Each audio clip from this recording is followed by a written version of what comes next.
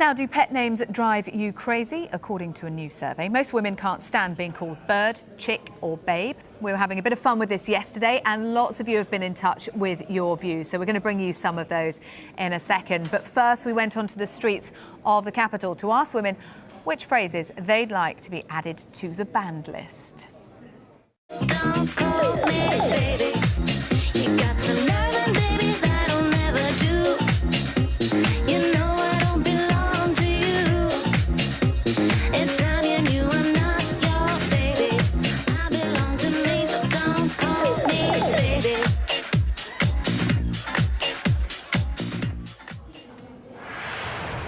So are pet names offensive, or are we taking them too seriously? Joining me to discuss this are the author Peterr, Lloyd and comedian Kate Smurthwaite. Kate Smurthwaite, what really winds you up about pet names?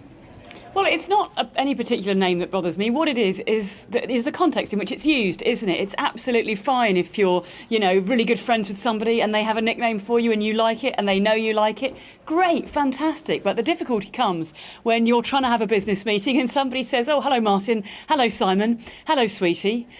And you just can't help thinking, I'm not the one that's getting promotion at this meeting. It's just about kind of being taken seriously. And I know that if somebody said to you, if I came on air and you called me Kathy and I said, oh, actually, I prefer Kate, of course, you'd just call me Kate. You'd call me whatever I asked to be called. And I think it's amazing that we live in a world where we know that women, because our survey shows it and your people you've met on the street show it, women don't like being referred to by these terms generally. So, is it really too much to ask that either don't do it or just ask first? Is it all right if I call you this? Do you mind if I call you this? It's just a bit of a habit of mine, and some women don't mind. Give those that do a chance to say what they'd rather be referred to as. Well, we've been doing just that. Let's have a listen to what Danielle has had to say. She's sent in this video explaining why she dislikes one pet name in particular. As a trans woman, I'm used to being called all kinds of things. Hun, love, dude, but nothing, not even sir, gets under my skin quite like my dear. Deliberate misgendering can be frustrating, but it's rarely from malice, at least not from people who matter. It's usually just a misunderstanding or some confusion. My dear, however, well, that's condescending and demeaning. It's dripping with passive aggression and stinks of self-superiority. Frankly, my dear, don't ever refer to me as your dear. Carla, meanwhile, hates some phrases but loves others.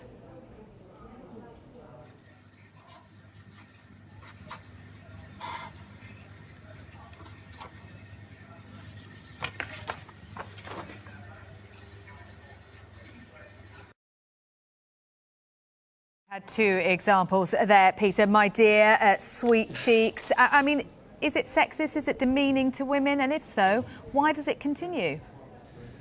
Well, I think it's really sad that the free market and mainstream culture is entertaining this outrage culture, which it seems so pervasive at the moment. I mean, it's already taken over universities, and now it seems to be bleeding into advertising and marketing. I mean, this research was undertaken by Kellogg's. We know for a fact that banning words doesn't work, policing language doesn't work. It didn't work for Sheryl Sandberg when she wanted to ban the word bossy. It's not going to work now, and nor should it. It's Orwellian. It's like something from 1984. People just need to toughen up. You brought up the word bossy there, Peterr. I mean, that is often used for little girls, isn't it? And that's a sign of how early this starts. Yeah, but used in many different ways and against boys as well. I mean, I noticed that this research didn't look at all at the language that men don't feel comfortable with, and at no point did it hold any women accountable for the language that they choose to use. So if we're really going to have this debate about whether language has power, and it does, then we need to do it equally. But let's be realistic. Language has power, but it's limited power. Let's bring in Kate Smurthwaite again on that. Should we, to use another phrase that women have said is deeply offensive to them, just man up and let it wash over us, Kate?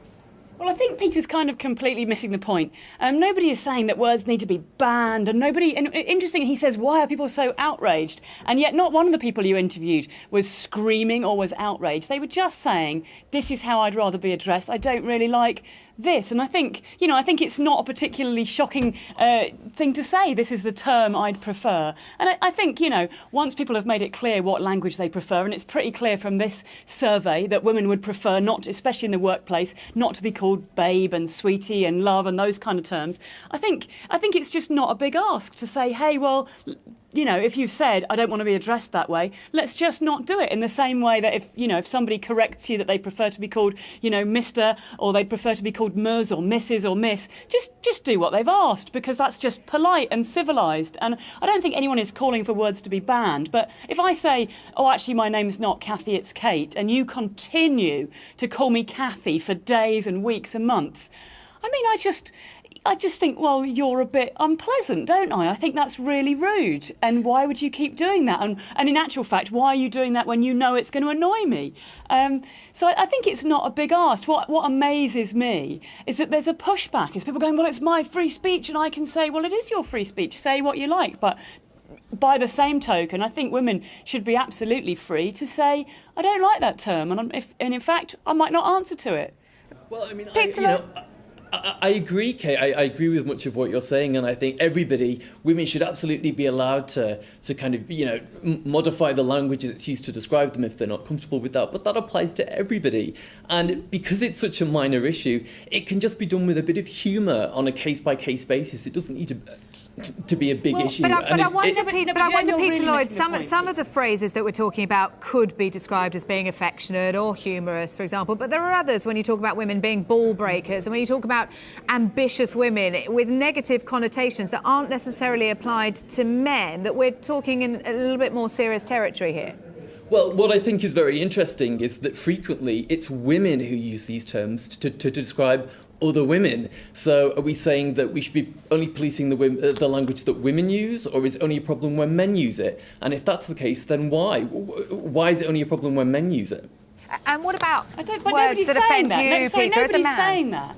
Nobody is saying that. Nobody is saying these words are only a problem when men say them. We're talking generally about the terms that we use. And I find it very strange to have this well, what about women? What about if women say it? Women can say sexist things, and black people can say racist things, and gay people can say homophobic things. None of these things are specifically about, one group attacking on another. They're all about a culture and what kind of language we use in our culture. And we should all be looking at how can we use language better? Because as you said yourself, Peter, language does have power. So let's use that power to create a more positive and constructive culture. Peter, and it's not about some sort of moratorium on individual words, tearing them out of the dictionary. It's about being part of a conversation about the best respectful language, especially in the workplace, where people really have a right to be treated respectfully. We are unfortunately running out of time. But Peter, I just want to get one final thought from you. Are there words that are used to describe men that offend you?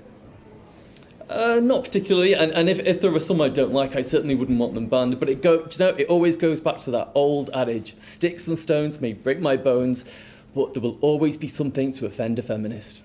Peter Lloyd. That's just obnoxious. Peter Lloyd, you have to give me a chance to respond to that. That is ridiculous. Hang on, I won't do your show again if you don't let me respond to that. Go on, Kate, have a word. Come on, that's ridiculous.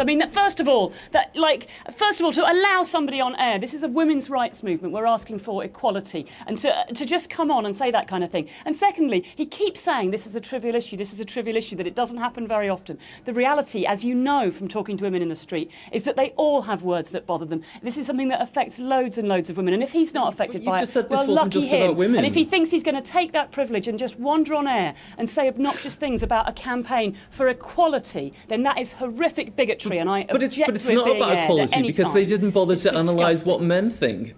It's not about equality. Look, if anything, this is probably... The use of language and pet names is probably something that could be classed as a microaggression, and that means that the corresponding trauma is equally minuscule and isn't worth talking about.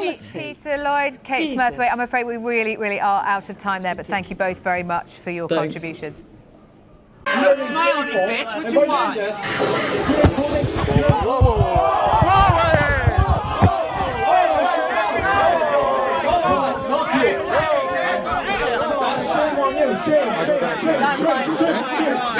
Yeah, so they did grab me and pull me in and try to punch me. They're the person right over there with the black lipstick. That's assault right there. Officer, I didn't see anything. I didn't see anything that happened.